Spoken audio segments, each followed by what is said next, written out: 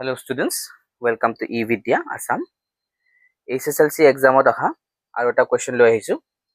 Question টো হল যে এই polynomial টোক x plus 1 এৰে যদি divide কৰে, এই বহুপদটোক যদি x plus 1 এৰে হৰণ কৰে, তেতিয়া হলে ভাগশেষটো কি হ'ব?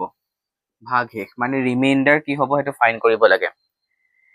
এই question টো ক্লাস 9 ত এটা থিওৰাম আছিলে, এটা উপপাদ্য আছিলে, remainder থিওৰাম। মানে ভাগশেষ উপপাদ্য, হেতু সহায়ত এটো আমি সমাধান কৰিম।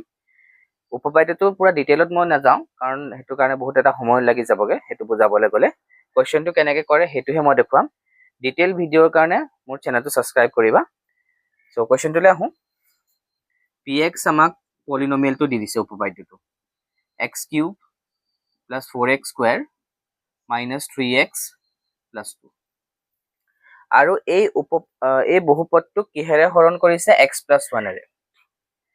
গতিকে মানে ৰিমাইন্ডাৰ কি হ'ব হেতু আমি উলিয়াব লাগে ভাগশেষ।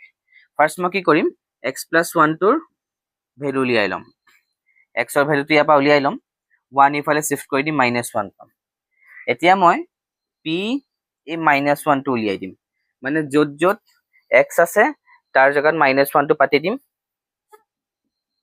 x ৰ জাগাত -1 হোল কিউব + 4 x ৰ জাগাত -1 স্কয়াৰ 3 * -1 + 2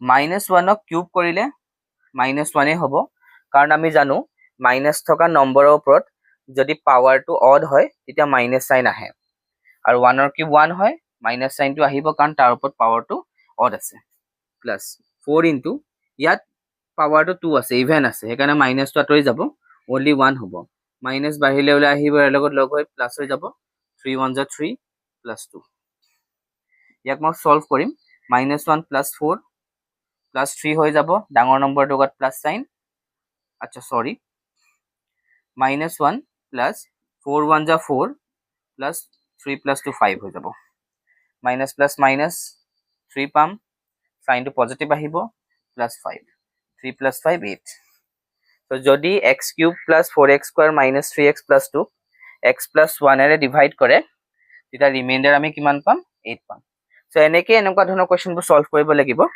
থিওৰামটো কি হয় এটো মই ডিটেইল ভিডিওত বুজাম থ্যাংক ইউ